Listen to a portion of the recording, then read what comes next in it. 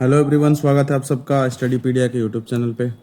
तो हम यहाँ पे आ चुके हैं क्लास 10th के केमिस्ट्री के चैप्टर 2 के चैप्टर को डिस्कस करने के लिए, जो कि हमारा मेन है यहाँ पे chapter acid basis and salt. ठीक है, तो इस चैप्टर में हम यहाँ तीन चीज़ों के बारे में मेनली पढ़ने वाले हैं, जो कि होगा हमारा सबसे पहले हम जानेंगे एसिड्स क्या होते हैं, फिर हम देखेंगे कि बेसिस किसको कहते हैं, उनके क्या प्रॉपर्टीज़ हैं, एंड देन हम सॉल्ट्स के बारे में, कुछ इंपॉर्टेंट सॉल्ट्स जो होते हैं उनके बारे में हम क्या करेंगे इस चैप्टर में समझेंगे कि किस टाइप के एसिड्स होते हैं, किस टाइप के बेसिस होते हैं, उनकी क्या प्रॉपर्टीज़ हैं, एंड लेटर ऑन देन हम देखेंगे फिर कि सॉल्ट्स क्या होते हैं। ठीक है, तो इस पे हमारा फोकस होगा मतलब इस चैप्टर में। ठीक है, तो आगे हम स्टार्ट करते हैं इस चैप्टर को। तो यहाँ पे स्टार्ट इस तरीके से किया जा रहा है कि कहा जाता है कि एसिड्स आर, यहाँ पे कुछ एसिड की प्रॉपर्टी से सबसे पहले स्टार्ट किया जा रहा है कि एसिड्स होते क्या है। तो सबसे पहले एसिड जो होते हैं सावर होते हैं टेस्ट में, और वो अपना कलर चेंज कर देते हैं। Blue litmus paper, blue litmus पे अगर एसिड डाले तो उसका कलर क्या हो जाता है, रेड हो जाता है। ठीक है, तो अगर कोई एसिड है, ठीक है, तो ब्लू लिटमस पेपर को क्या कर देगा, रेड में कन्वर्ट कर देगा, बी को रेड में कन्वर्ट कर देगा। ठीक है, आपको याद रखना है। ठीक है, फर्दर उसके बाद अगर बेसिस के बारे में देखें हम, तो बेस क्या होते हैं, बिटर होते हैं। एसिड्स टेस्ट में होते हैं सावर, बेस होते हैं बिटर। ठीक है, और ये रेड लिटमस को क्या करते हैं, ब्लू में कन्वर्ट कर देते हैं, अपोजिट। अगर कोई रेड लिटमस पेपर रहेगा हमारा, तो उस पर अगर हम बेस डालेंगे तो वो क्या हो जाएगा, ब्लू में कन्वर्ट हो जाएगा। वहीं पे अगर वो ऑलरेडी ब्लू है तो उसका कलर चेंज नहीं होगा। ठीक है, यानी आपको बस इतना ध्यान रखना है कि एसिड जो है ब्लू को रेड में कन्वर्ट करते हैं और बेसिस रेड को ब्लू में कन्वर्ट करते हैं। ये चीज़ें आपको मेन अपने माइंड में मेकअप करके रखनी है, इनके प्रॉपर्टीज़ के बारे में, जो सबसे इंपॉर्टेंट है। फर्दर यहाँ कुछ एग्जांपल्स हम देखते हैं। जो एग्जांपल बताया गया है कि लिटमस है जो एक नेचुरल इंडिकेटर है। लिटमस और टर्मरिक क्या है, नेचुरल इंडिकेटर है। ठीक है अगर हमें पता करना है कि कोई सब्सटेंस वो एसिड है या बेस है, तो उसके लिए हम इन इंडिकेटर्स का यूज करते हैं, जो कि नेचुरल इंडिकेटर्स है हमारे लिटमस एंड टर्मरिक। ठीक है, जैसे यहाँ पे एक क्वेश्चन बताया जा रहा है कि अगर आपने नोटिस किया हो कि stain of curry on a white cloth becomes reddish brown when soap which is basic in nature is scrubbed on it. ठीक है, बताया जा रहा है कि जब करी का स्टेन जो होता है व्हाइट क्लॉथ पे लग जाता है, जब हम उसको धोते हैं तो येलो कलर है वो अचानक से रेडिश ब्राउन कलर में कन्वर्ट हो जाता है। क्यों? क्योंकि वो सोप जो होता है बेसिक नेचर का होता है। तो बेस जब टर्मरिक पे जब हम बेस टर्मरिक का यूज करते हैं और टर्मरिक को बेस के साथ मिलाते हैं, तो उसका कलर क्या होता है, रेडिश ब्राउन हो जाता है। तो इस तरीके से हमें पता चलता है कि कोई एक पर्टिकुलर सब्सटेंस बेस है। ठीक है, तो इस तरीके से इंडिकेटर का काम होता है किसी भी सब्सटेंस की प्रॉपर्टीज बताना एसिडिक और बेसिक लेवल पे। ठीक है, तो ये काम होता है मेनली इंडिकेटर्स का। जो दो नेचर में पाए जाने वाले इंडिकेटर्स हमारे लिटमस और टर्मरिक। फिर आगे अगर हम देखें यहाँ पे, तो कुछ सिंथेटिक इंडिकेटर्स भी है जो कि हम ह्यूमंस ने बनाया है, जो कि सबसे पहला है मिथाइल ऑरेंज और दूसरा फिनोल्फथलीन। ये भी एसिड और बेसिस के प्रॉपर्टीज को टेस्ट करने के लिए यूज किए जाते हैं, जो कि ये सिंथेटिक इंडिकेटर्स है। ठीक है, तो आपको ये ध्यान में रखना है कि यहाँ पे दो नेचुरल इंडिकेटर के बारे में हमने देखा, लिटमस एंड टर्मरिक, और दो सिंथेटिक इंडिकेटर के बारे में मिथाइल ऑरेंज एंड फिनोल्फथलीन। ठीक है, तो ये चीजें हमने यहाँ पे पढ़ी है। ठीक, तो ये हमने देख लिया कि लिटमस किस तरीके से कलर चेंज करता है। ठीक, पर ये नेचुरल इंडिकेटर का हमने देख लिया। सिंथेटिक इंडिकेटर पे आए अगर, तो हम देखते हैं कि फिनोल्फथलीन क्या करता है। एसिड में फिनोल्फथलीन का कलर कोई कलर नहीं होता, वो कलरलेस होता है। बट वही बेस में जैसे ही हम फिनोल्फथलीन को डालते हैं, वो क्या होता है, पिंक कलर का होता है। ठीक है, तो जब वो कलरलेस रहेगा तो उससे हमें क्या पता चलेगा कि वो जो पर्टिकुलर सॉल्यूशन क्या है, एसिडिक है, एसिड सॉल्यूशन है। और अगर उसका कलर पिंक हो जाता है तो हमें समझ में आएगा कि एक पर्टिकुलर सॉल्यूशन जो क्या है वो है बेस है। ठीक है, तो इस तरीके से फिनोल्फथलीन का प्रॉपर्टीज है एज एन इंडिकेटर, जो कि सिंथेटिक है। और दूसरा सिंथेटिक इंडिकेटर हमारा है मिथाइल ऑरेंज। ये कैसे परफॉर्म करता है, तो मिथाइल ऑरेंज रेड हो जाता है एसिड में और येलो हो जाता है बेस में। तो अगर हम किसी एसिडिक सॉल्यूशन में मिथाइल ऑरेंज को डालते हैं, ठीक है, और उसका कलर रेड हो जाता है, तो हमें पता चलता है कि वो क्या है, एक एसिडिक सॉल्यूशन है। और उसी तरीके से किसी सॉल्यूशन में अगर मिथाइल ऑरेंज का कलर येलो हो जाए, तो हमें पता चलता है कि वो एक बेसिक सॉल्यूशन है। यानी अगर यहाँ पे हम देखें तो मिथाइल ऑरेंज किस तरीके से चेंज करता है कलर, तो वो एसिड्स में क्या होता है, रेड कलर का हो जाता है मिथाइल ऑरेंज, और बेस में क्या होता है, वो येलो कलर का होता है। ये चीज़ आपको ध्यान रखना है कि ये काम होता है मिथाइल ऑरेंज का। And on the other hand अगर हम फिनोल्फथलीन का देखें, तो फिनोल्फथलीन क्या होता है, एसिड में कोई कलर नहीं दिखाता है, यानी वो कलरलेस होता है। और बेस में क्या होता है, वो रेड कलर, पिंक कलर का हो जाता है। ठीक, तो ये चीज़ें हमें ध्यान में रखनी है कि आपके एग्जाम में इस तरीके से क्वेश्चन बनेंगे कि फिनोल्फथलीन को अगर हम एसिडिक सॉल्यूशन में डालते हैं तो उसका कलर क्या होता है, तो वो होता है कलरलेस। और बेस सॉल्यूशन में फिनोल्फथलीन को डालेंगे तो उसका कलर क्या होगा, पिंक हो जाएगा। वहीं पे अगर मिथाइल ऑरेंज को देखें तो एसिड में वो रेड हो जाता है और बेस में क्या होता है, वो येलो हो जाता है। टर्मरिक के साथ भी कुछ ऐसा ही है। ठीक है, फर्दर यहाँ पे आपके सामने एक बॉक्स है जिसको हम देखेंगे।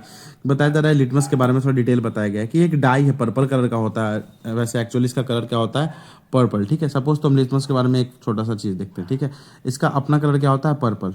ठीक, और ये किस किस कलर में चेंज होता है, रेड और ब्लू में। तो रेड हो गया ये और ब्लू हो गया ये।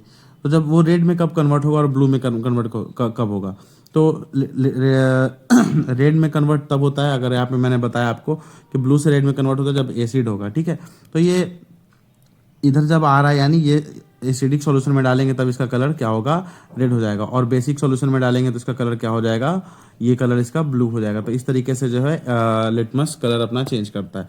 अब लिटमस है क्या, तो एक पर्पल कलर का डाई है जो हमने देखा कि यहाँ पे मैंने लिखा पर्पल होता है, जो कि लाइकेन जो हमारा ब्लू ग्रीन एल्गी होती है जो थैलोफाइटा ग्रुप की है, इससे हम क्या करते हैं, इसको एक्सट्रैक्ट करते हैं। तो एग्जाम में आपके पूछ दिया जाता है, तो आपको ये भी ध्यान रखना होगा कि लिटमस जो सॉल्यूशन है वो पर्पल डाई है जो कि किससे एक्सट्रैक्ट की जा रही है, तो लाइकेन से एक्सट्रैक्ट की जा रही है। जो लाइकेन किस फैमिली में बिलोंग करता है, तो थैलोफाइटा में बिलोंग करता है। ये आप बायो में पढ़ते हैं डाइवर्सिटी चैप्टर में, थैलोफाइटा किस ग्रुप में लाई करता है, क्या है, जो इन सब चीज़ों के बारे में। फर्दर यहाँ बताया जा रहा है कि when the litmus solution is neither acidic and nor basic, वो क्या होता है, पर्पल होता है। ठीक है, जैसे कि हमने देखा कि जब लिटमस सॉल्यूशन कोई भी एक न्यूट्रल सॉल्यूशन में है लिटमस पेपर, तो वो क्या रहेगा, पर्पल कलर का रहेगा। वही एसिड में जाएगा तो वो रेड कलर का हो जाएगा, बेस में जाएगा तो ब्लू। एक बार और ऊपर वाला रिवाइज कर लेते हैं कि मिथाइल ऑरेंज क्या होता है। मिथाइल ऑरेंज क्या करता है, रेड में कन्वर्ट हो जाता है एसिड में, येलो में रहता है बेस में। वहीं पे फिनोल्फथलीन कलरलेस रहता है एसिड के लिए और पिंक कलर का हो जाता है बेस में। तो इस तरीके से कुछ चेंज इन कलर के बारे में हमने डिस्कस किया, थोड़ा रिवाइज भी कर लिया। फर्दर देखते हैं कुछ और एक एग्जांपल है, बताया जा रहा है कि कुछ और भी नेचुरल इंडिकेटर्स हैं, जैसे रेड कैबेज हो गया टर्मरिक के बारे में हमने देख लिया, और कुछ कलर्ड पेटल्स है कुछ फ्लावर्स के जिसको हम एज ए इंडिकेटर यूज करते हैं। जैसे कि हमारा सबसे पहला एग्जांपल यहाँ पे हाइड्रेंजिया है, पेट्यूनिया है एंड जर्मेनियम है। ये तीन ऐसे फ्लावर के पेटल्स है। ये क्या है, ये फ्लावर्स के पेटल्स है। ठीक है, जो क्या करते हैं, जो एज एन इंडिकेटर यूज किए जाते हैं। ठीक है, और ये किस टाइप के इंडिकेटर है, ये है नेचुरल इंडिकेटर। ये भी चीज़ें आपको ध्यान में रखनी है कि ये है नेचुरल इंडिकेटर जो एसिड और बेस के प्रेजेंस को बताते हैं। These are called acid base indicators और समटाइम्स सिंपली इंडिकेटर्स। ठीक है, तो इस बॉक्स को भी हमने देख लिया, यहाँ पे भी आपको समझ में आ गया। यहाँ पे कोई भी डाउट हो तो आप कमेंट सेक्शन में पूछ सकते हैं। फर्दर हम आगे बढ़ते हैं। तो एसिड एंड बेसिस को लैब्स में किस तरीके से टेस्ट करता है इसके बारे में हमें जानना है। तो यहाँ कुछ एग्जांपल्स हैं, कुछ सब्सटेंस के जिसके बेसिस पे हम इंडिकेटर्स के थ्रू डिसाइड करेंगे इनमें से कौन सा एसिड है और कौन सा हमारा बेस है। ठीक है, तो यहाँ पे आपके सामने एक टेबल दिया है जिसके बारे में हम यहाँ पे देखते हैं, जो कि हमने पीछे डिस्कस किया। इसको सम अप किया गया है यहाँ पे कि सैंपल सोल्यूशन हमारा दो तरीके का होगा, पहला एसिड होगा और दूसरा क्या होगा, हमारा बेस होगा, सैंपल सोल्यूशन। ठीक है, जब एसिड को हम सॉल्यूशन में डालेंगे, रेड लिटमस किस तरीके से कलर चेंज करेगा, तो रेड लिटमस रेड ही रहेगा एसिड में, और वहीं वो ब्लू कलर का हो जाएगा किसमें, बेस में। ये चीज समझ में आया। ठीक है, अब ब्लू लिटमस पेपर के बारे में देखें तो लिटमस सॉल्यूशन ब्लू क्या करेगा, एसिड क्योंकि कन्वर्ट कर देता है ब्लू को रेड में, तो ये रेड हो जाएगा और ये ब्लू का ब्लू ही रहेगा, क्योंकि बेस जो है रेड लिटमस को ब्लू में कन्वर्ट करता है। तो जो ऑलरेडी ब्लू है तो वो ब्लू कलर का ही रहेगा बेस में, और वहीं पे एसिड क्या करता है, ब्लू को रेड में कन्वर्ट करता है। तो जो ब्लू है वो रेड में कन्वर्ट हो जाएगा एसिडिक सॉल्यूशन में, बट जो रेड लिटमस है उसका कलर सेम ही रहेगा, नो चेंज हो जाएगा उनके कोई भी कलर में। तो ये हो गया। और इन दोनों को के बारे में हमने पीछे पढ़ा था कि ये क्या है, नेचुरल इंडिकेटर्स है। रेड लिटमस सॉल्यूशन यानी वो नेचुरल है। फिनोल्फथलीन जो कि हमने पीछे देख लिया, एसिड में कलरलेस रहता है और बेस में क्या होता है, पिंक कलर का हो जाता है। मिथाइल ऑरेंज एसिड में रेड रहेगा और बेस में क्या होगा, येलो हो जाएगा। ठीक है, तो इस तरीके से हमने कुछ इंडिकेटर्स के बारे में देखा कि किस तरीके से वो क्या करते हैं, कलर्स को चेंज करते हैं। जैसे ब्लू लिटमस को रेड में कौन कन्वर्ट करता है, एक बार और रिवाइज कर लेते हैं हम, फाइनल रिवीजन यहाँ पे, कि ब्लू लिटमस पेपर को रेड में कौन कन्वर्ट करता है। ठीक है, तो ये हमारा एसिड होता है जो कि ब्लू लिटमस पेपर को रेड में कन्वर्ट करता है। ठीक, वहीं पे रेड लिटमस पेपर को ब्लू में कौन कन्वर्ट करता है, तो ये हमारा बेस है जो रेड लिटमस पेपर को ब्लू में कन्वर्ट करता है। तो ये चीजें आपको यहाँ पे ध्यान में रखनी है। ठीक है, तो ये हमने देख लिया नेचुरल इंडिकेटर और सिंथेटिक इंडिकेटर के बारे में। यहाँ पे हमने देखा कि नेचुरल इंडिकेटर कौन कौन से लिटमस हो गए, मिथाइल ऑरेंज, हाइड्रेजियम, पेटोनिया, जर्मेनियम, ये टर्मरिक, ये सब हमारे नेचुरल इंडिकेटर्स हैं। लिटमस और सिंथेटिक कौन सा हो गया, फिनोल्फथलीन, मिथाइल ऑरेंज, ये सारे सिंथेटिक इंडिकेटर्स हैं हमारे। ठीक है, अब एक थर्ड टाइप ऑफ इंडिकेटर आता है हमारा यहाँ पे, जो कि हम कहते हैं जिसको ओल्फैक्टरी इंडिकेटर्स। अब ये किस टाइप के इंडिकेटर्स हैं, तो यहाँ बताया जा रहा है कि there are some substances whose odour changes in acidic and basic medium. यानी यहाँ बताया जा रहा है कि कुछ ऐसे सब्सटेंसेस भी हैं जो अपने स्मेल को चेंज कर लेते हैं डिपेंडिंग अपॉन एसिडिक और बेसिक सब्सटेंसेस के अकॉर्डिंग, ठीक है। तो जो ऑर्डर मतलब क्या होता है, स्मेल होता है। तो जो स्मेल के बेसिस पे इंडिकेट करते हैं एसिड और बेस की प्रॉपर्टीज को, उनको हम क्या कहते हैं, ओल्फैक्टरी इंडिकेटर्स। तो ओल्फैक्टरी के बारे में आपको ध्यान रखना है कि वो क्या होता है, जो ऑर्डर के बेसिस पे क्या करते हैं, इंडिकेट करते हैं एसिड और बेस के प्रॉपर्टीज को, ठीक है।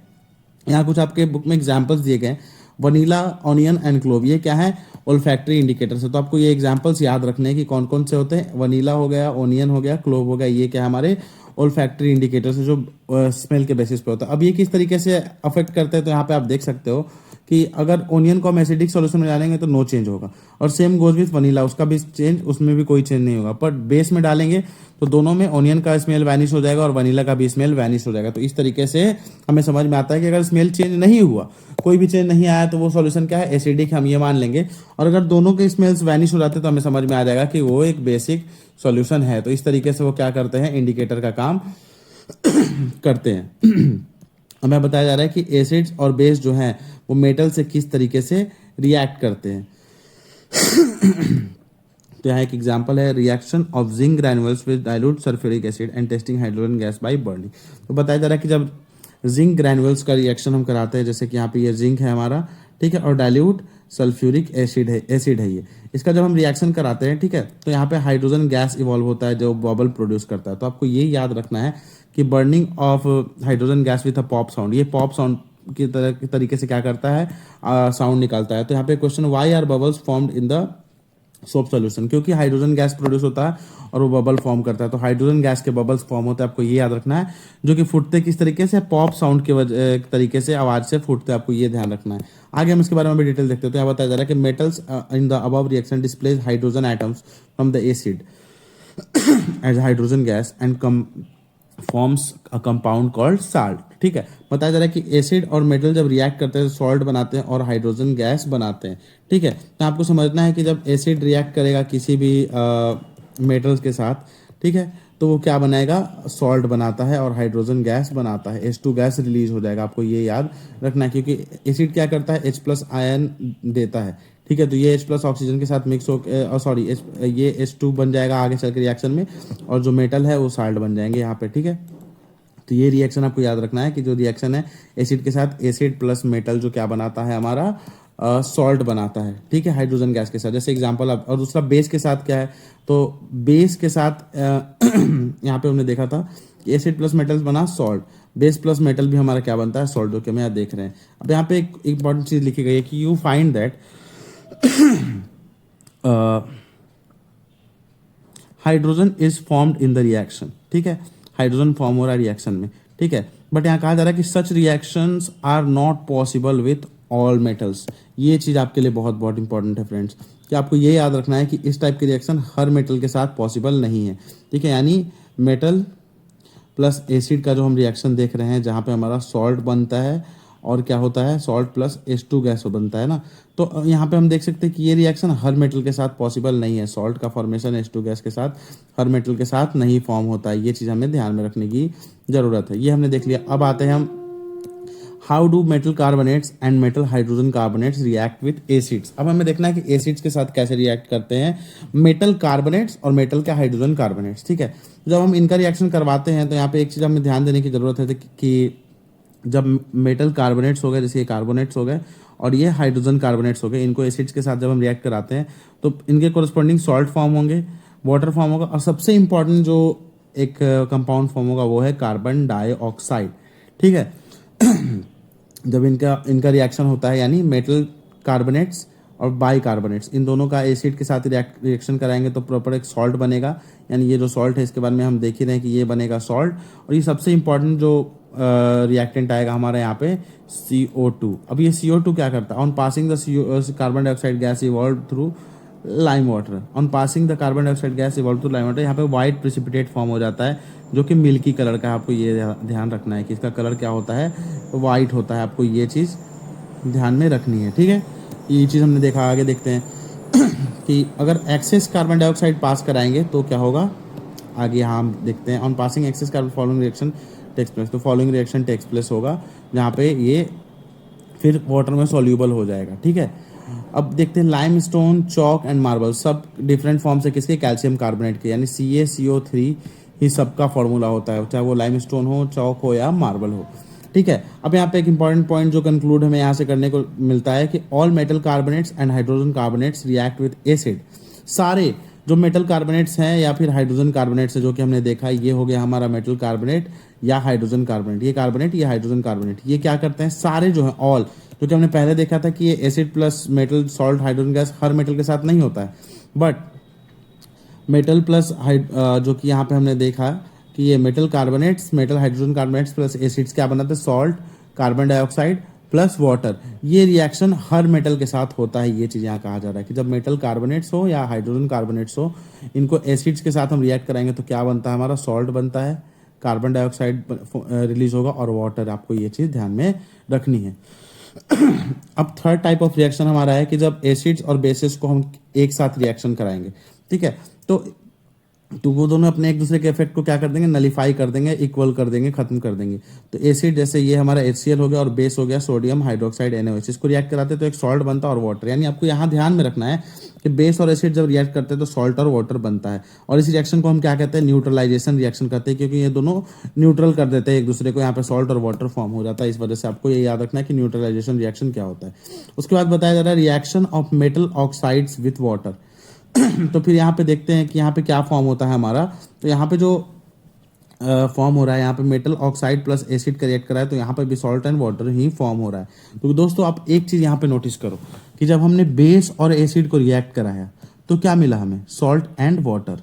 वैसे ही हमने मेटल ऑक्साइड और एसिड को रिएक्ट कराया तो भी हमें प्रोडक्ट सेम ही मिल रहा है। यानी या तो इस तरीके इस साइड के जो चीज़ें हैं वो दोनों सेम है, तभी तो हमें प्रोडक्ट सेम मिलेगा। जब हम आटा यूज़ करेंगे तभी तो रोटी भी नहीं मिलेगी हमें। ठीक है ना, आटे के बिना रोटी बन ही नहीं सकती है। आप भात को, चावल को लेके आप रोटी नहीं बना सकते। ठीक है, आपको ये चीज़ें ध्यान में रखनी पड़ेगी। तो जब इस साइड दोनों चीज़ें सेम होंगी तभी इस साइड सेम मिलेगी। जैसे यहाँ पे सॉल्ट एंड वाटर, यहाँ सॉल्ट एंड वाटर, यहाँ बेस प्लस एसिड, अरे यहाँ तो मेटल ऑक्साइड प्लस एसिड है। यानी इससे हमें क्या समझ में आ रहा है, ये एसिड ठीक है, बट ये मेटल ऑक्साइड जो होते हैं वो किस तरीके के होते हैं, उनका कैरेक्टर क्या होता है, बेसिक। ठीक है, यानी मेटल ऑक्साइड्स जो होते हैं वो क्या होते हैं, बेसिक होते हैं। ठीक है, वहीं पे नॉन मेटल ऑक्साइड्स इनके अपोजिट हो जाएंगे। नॉन मेटल ऑक्साइड जो होते हैं वो एसिडिक होंगे। आपको ये ध्यान में रखना है इनकी प्रॉपर्टीज कि मेटल ऑक्साइड्स क्या होते हैं, बेसिक, और नॉन मेटल ऑक्साइड्स एसिडिक होते हैं। ये चीज़ आपको समझ में आ गई। ठीक है, वही चीज़ यहाँ पे कंक्लूड किया गया है कि non metallic oxides react with acid to give salt and water. ठीक है, similar to those reaction of base, वही चीज़ बताया जा रहा है न्यूट्रलाइजेशन रिएक्शन से कंपेयर करके, कि इससे हमें समझ में आ रहा है कि मेटेलिक ऑक्साइड जो होते हैं वो बेसिक ऑक्साइड्स होते हैं। फर्दर नॉन मेटेलिक ऑक्साइड के बारे में बताया जाता है और वो उसके अपोजिट एसिडिक ऑक्साइड्स होते हैं। तो इस तरीके से हमने मेटेलिक ऑक्साइड्स और बेसिक ऑक्साइड्स के बारे में समझ लिया। अब है कि what do all acids and basis have all in common.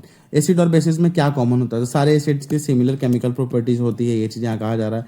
ठीक है, और एसिड्स क्या करते हैं, प्रोड्यूस करते हैं H+ ions in aqueous solution, जिसकी वजह से ही एसिडिक प्रॉपर्टीज किसी सब्सटेंस की शो होती है। जो H+ आयन एक्वस सॉल्यूशन में देगा वही एसिडिक कहलाएगा, वही एसिड कहलाएगा। जो नहीं देगा वो एसिड नहीं कहलाएगा। वही चीज़ें यहाँ पे सिंपल लैंग्वेज में कही जा रही है। फर्दर यहाँ पे एक्सपेरिमेंट है, इसके थ्रू यहाँ पे बताया जा रहा है कि the experiment suggest that hydrogen ions in HCl are produced in the presence of water. The separation of H+ ion from HCl molecules cannot occur in the absence of water। वही बताया दिन फर्दर यहाँ बताया जा रहा है कि जो H+ आयंस हैं किसी भी एसिड में से वो तभी टूटेंगे जब वो वहाँ पे वाटर प्रेजेंट होगा। वाटर के प्रेजेंस में ही H+ आयंस रिलीज होते हैं। ये चीज़ आपको याद रखनी है। अगर वाटर नहीं होगा तो H+ आयंस भी नहीं होंगे, अगर वाटर नहीं होगा तो H+ आयंस भी नहीं होंगे। आपको ये याद रखना है। ठीक, तो ये चीज़ यहाँ पे कही जा रही है। जैसे HCl + H2O जब तक हम नहीं देंगे तब तक H+, इसी को हम H3O+ कहते हैं, तब तक H+ हमें नहीं मिलेगा।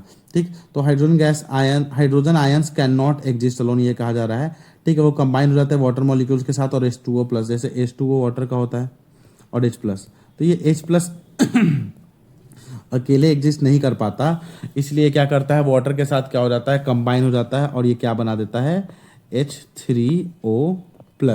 यही चीज़ हमारा जो एसिड्स है ये रिलीज करते हैं एक्वस सॉल्यूशन में या फिर वाटर में। अगर वाटर नहीं होगा तो ये रिलीज भी नहीं होगा और वो कोई भी एसिडिक प्रॉपर्टीज शो ही नहीं होगी किसी सब्सटेंस की। ठीक है,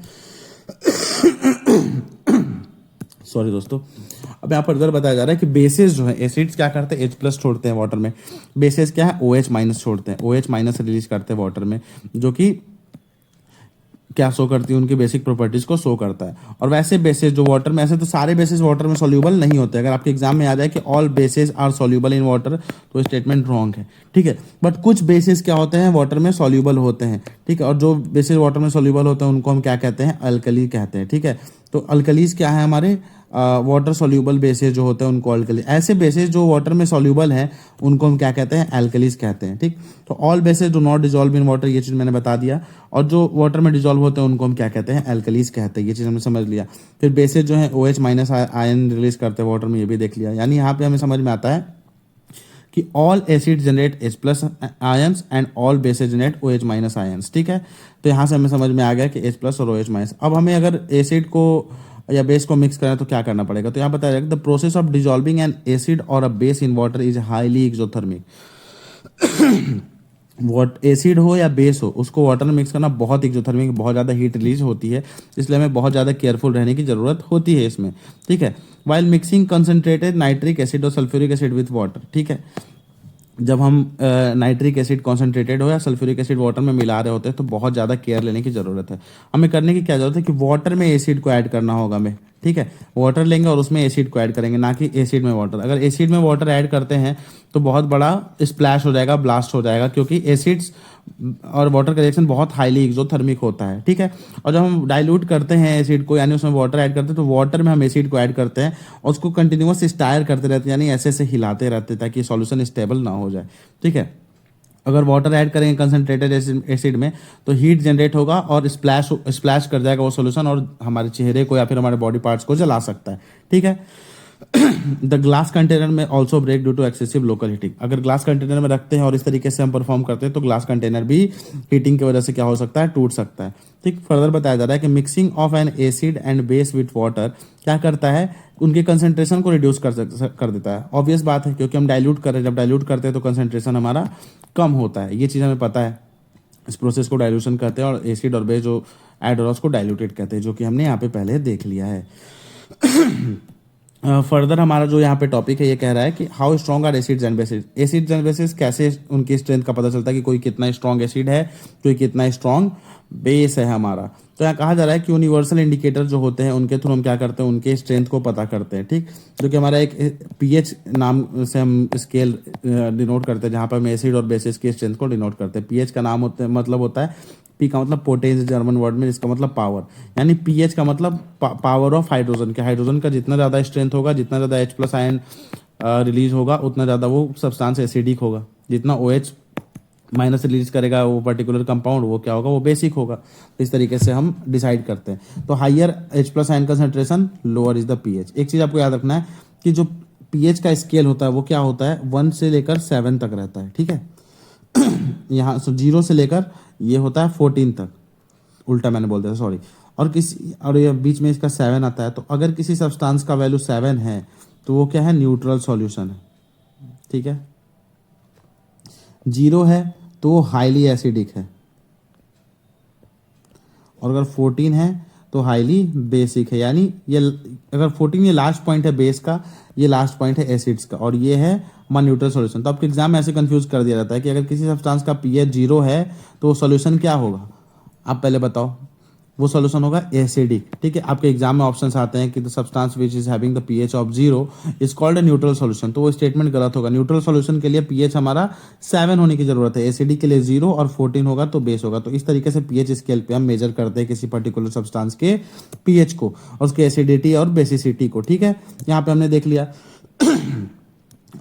अब आगे देखते हैं, यहाँ पे कुछ एग्जांपल्स आपके लिए, कुछ होमवर्क रहेंगे यहाँ पे। आपको यहाँ पे इन सारे सब्सटेंसेस के क्या करने हैं, पीएच के बारे में पता करना है कि किसका पीएच कितना होता है, कौन कितना एसिडिक है, कौन कितना बेसिक है।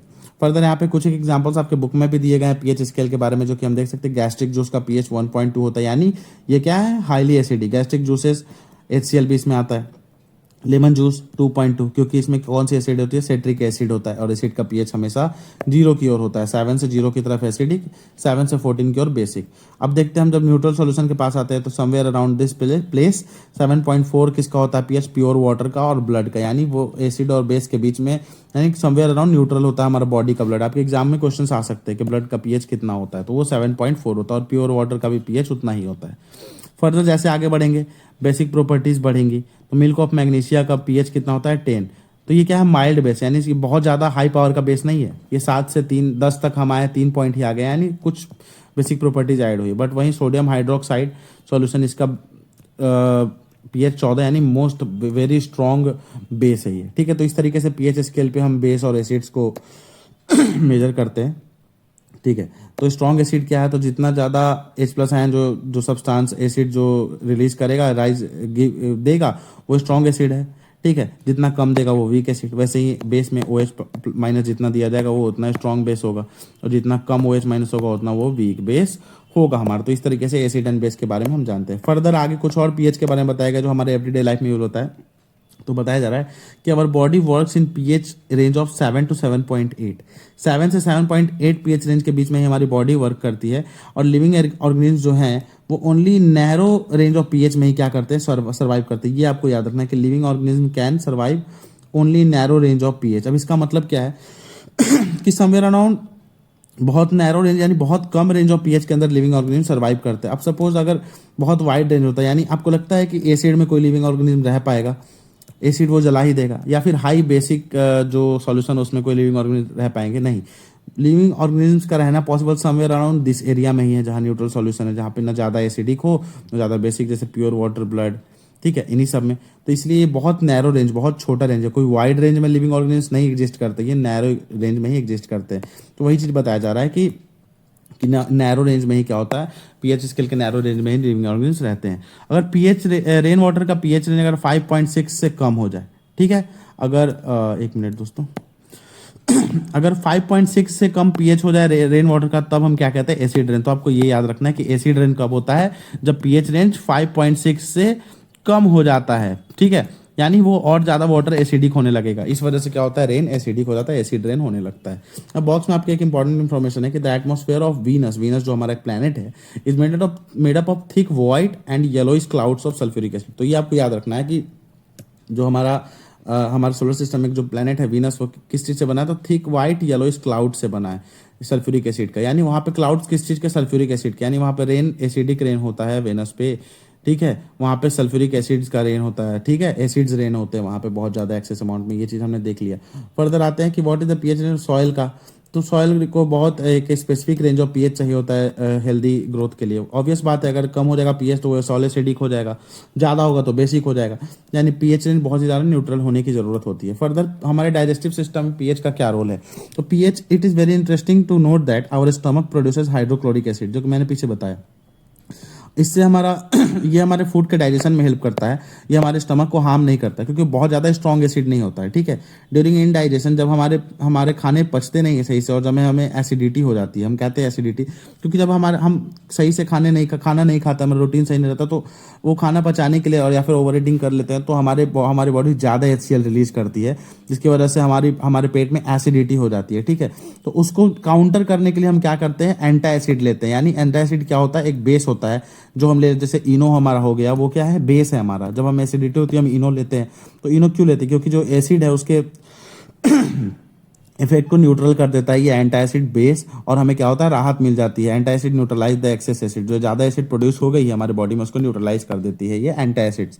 ठीक है, मैग्नीशियम हाइड्रोक्साइड क्या है, एक माइल्ड बेस है, जो कि हमने देखा था, आप देख सकते हो यहाँ पे पीएच स्केल में ये 10 नंबर पे जो कि मैंने बताया था, मैग्नीशियम हाइड्रोक्साइड माइल्ड बेस है, जिसका हम यूज करते हैं एंटा एसिड्स के फॉर्मेशन में। ठीक है, ये चीज़ हमें याद रखना है कि किस सब्सटेंस का यूज होता है, मैग्नीशियम हाइड्रोक्साइड का यूज करते हैं हम एंटासिड्स बनाने के लिए। ठीक है, अब टूथ डिके के बारे में बताया जा रहा है कि टूथ डिके कब स्टार्ट होता है, तो जब पीएच रेंज 5.5 से कम हो जाएगा। 5.6 से कम हो तो एसिड रेंज, 5.5 से पीएच रेंज अगर हमारे माउथ का कम हो जाता है तो क्या होता है, टूथ डिके होने लगता है। टूथ का जो इनेमल है वो कैल्शियम हाइड्रोक्सी एपेटाइट, एक क्रिस्टलाइन फॉर्म है कैल्शियम फॉस्फेट का। ठीक है, आपको ये याद रखना है कि कैल्शियम हाइड्रोक्सी एपेटाइट से हमारे दांत बने हुए हैं। ठीक है, जो कि हमारे बॉडी का हार्डेस्ट सब्सटेंस है, इससे हार्ड हमारे बॉडी में कुछ नहीं है। ठीक है, यानी कैल्शियम हाइड्रोक्सी एपेटाइट, किसका क्रिस्टलाइन फॉर्म है, कैल्शियम फॉस्फेट का, इससे बने। तो ये हमारे डिजॉल्व नहीं होते वाटर में, बट ये क्या करते हैं, हमारे पीएच कम होता है तो हमारे माउथ के टीथ के लेयर्स को कोरोड कर देते हैं। तो हम इसके लिए क्या करते हैं, मॉर्निंग में टूथपेस्ट यूज करते हैं। इससे क्या होता है, टूथपेस्ट में क्या होता है, बेस होता है, जो फिर से क्या करता है, हमारे माउथ में जो एसिड्स हैं उनको काउंटर करता है, उनको न्यूट्रलाइज कर देता है, और हमारे माउथ में डीके नहीं हो पाता है एसिड के इंक्रीमेंट की वजह से। ठीक है, उसके बाद बताया कि नेचर में भी कुछ एनिमल्स के अंदर एसिड्स होते हैं जो सेल्फ डिफेंस के लिए यूज होते हैं। तो स्टिंग लीव्स जो होते हैं उसमें अगर उसमें हमारे हाथ टच हो जाए तो पेन और इरिटेशन होता है। ठीक है, तो stinging hair of nettle leaves जो होते हैं उनके यहाँ बता रहे बी स्टिंग लिव्स, ये हो गया। इनके पास क्या होता है, जब हम इनका हाथ टच होता है हमारा इनमें, तो हमें जलन की फीलिंग होती है, यानी थोड़ा जलने लगता है हमारा हाथ। ये किस वजह से होता है, तो इसका मेन रीजन मिथेनोइक एसिड उनके पास होता है, जो हमारे बॉडी में वो रिलीज कर देते हैं, जिसकी वजह से हमें जलन, जैसे चींटी काटती है हमें तो किस तरीके से फील होता है, क्योंकि चींटी क्या करती है, फॉर्मिक एसिड यानी मिथेनोइक एसिड हमारे बॉडी में रिलीज कर देती है, जिसकी वजह से हमें क्या होता है, प्रॉब्लम होता है। ठीक है, पेनफुल फीलिंग होती है। अब यहाँ पे कुछ सब्सटेंस जो हमारे डेली यूज के सब्सटेंस है उसमें कौन से एसिड पाए जाते हैं इसके बारे में डिस्कस किया गया, जैसे एसिटिक एसिड विनेगर में, सिट्रिक एसिड ऑरेंज में, टार्टरिक एसिड टमारिन में, टोमेटो में ऑक्जेलिक एसिड, कर्ड में लैक्टिक एसिड, लेमन में सिट्रिक एसिड, एंड स्टिंग बताया मैंने मिथेनोइक एसिड, और नेट्रल स्टिंग में भी मिथेनोइक एसिड। ये कुछ इंपॉर्टेंट एसिड्स है जो आपके डे टू डे लाइफ में यूज में आते हैं, तो आपको ये चीज़ ध्यान रखना है। तो अभी तक हमने एसिड्स के बारे में पढ़ लिया। ठीक है, कि एसिड्स क्या होते हैं, उनकी क्या प्रॉपर्टीज़ है, किस तरीके से हम आइडेंटिफाई करते हैं, कौन से इंडिकेटर्स हैं। फिर हमने बेस के बारे में पढ़ लिया कि बेस क्या होता है, उनका यूज़ क्या हमारे डेली लाइफ में, किस तरीके से वो फंक्शन करते हैं, उनका रिएक्शन क्या हो, एसिड बेसिस किस तरीके से अलग अलग सब्सटेंसेस रिएक्ट करते हैं, कब H2 रिलीज होता है, कब H2O रिलीज होता है, कब CO2 रिलीज होता है, ये सब चीज़ हमने देख लिया। एसिड्स एंड बेसिस के बारे में डिटेल में हमने पढ़ लिया है इस लेक्चर में। ठीक है, अब हमें आगे पढ़ने की ज़रूरत है मोर अबाउट सॉल्ट्स। अब हम आएंगे सॉल्ट्स के ऊपर, जो कि मेन लास्ट टॉपिक होगा इस चैप्टर का, सॉल्ट्स के बारे में, कि सॉल्ट्स का यूज क्या है हमारे लाइफ में, सॉल्ट्स आखिरकार होते क्या हैं। ठीक है, तो इसके बारे में हम अगर देखें यहाँ पे, तो सॉल्ट्स के बारे में कुछ डिटेल में दिया गया, तो इसको हम अपने सेकंड लेक्चर में डिस्कस करेंगे, अदरवाइज ये लेक्चर बहुत ज़्यादा बड़ा हो जाएगा। तब तक आप एसिड एंड बेसिस के बारे में नोट्स बना लें और इसको प्रिपेयर कर ले, अच्छे तरीके से बुक को रीड कर ले, और एसिड बेसिस के बारे में समझ ले कि क्या इंडिकेटर्स होते हैं, क्या एसिड है, क्या बेस है। ठीक है, हम जल्दी अपने नेक्स्ट लेक्चर में आएंगे जहाँ पे हम आपको सॉल्ट्स के बारे में बताएंगे, और ये चैप्टर फिर वहाँ फिनिश हो जाएगा। जब तक बने रहें, स्टडी करते रहें। जय हिंद।